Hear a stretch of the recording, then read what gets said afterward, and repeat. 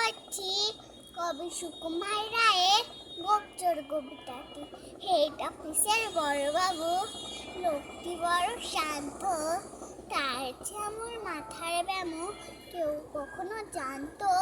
দিব্যি ছেড়ে করুণা চাচি চেয়ারখানি চেপে একলা বসে ঝিমঝিমে হঠাৎ গেলেন খেপে।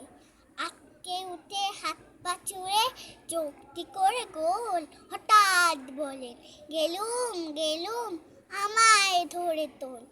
তাই শুনে কেউ বন্দি ডাকে, কেউ বাহাকে পুলিশ, কেউ বা বলে কামড়ে দেবে, সাবধানেতে তুলিস। ব্যস্ত সবাই এদিক ওদিক, করছে ঘোরাঘুরি। বাবু হাকে, ওরে আমার গোপ গিয়েছে চুরি। গোপ হারানো আজব কথা, তা কি হয় সত্যি? গোপ জোড়া যে তেমনি আছে, অমনি এক রত্তি। সবাই তারে বুঝিয়ে বলে, সামনে ধরে আয়না। মোটা গোপ হয়নি চুরি, কখনো তা হয় না। রেগে আগুন তেরে বেগুন, তেরে বলেন তিনি, কারো কথার ধার ধাইনে সব বেটাকেই চিনি। নোংরা ছাটা, হ্যাংরা চাটা, বিচ্ছিরি আর ময়লা, এমন গোপ তো রাখতো জানি শ্যাম বাবুদের কয়লা।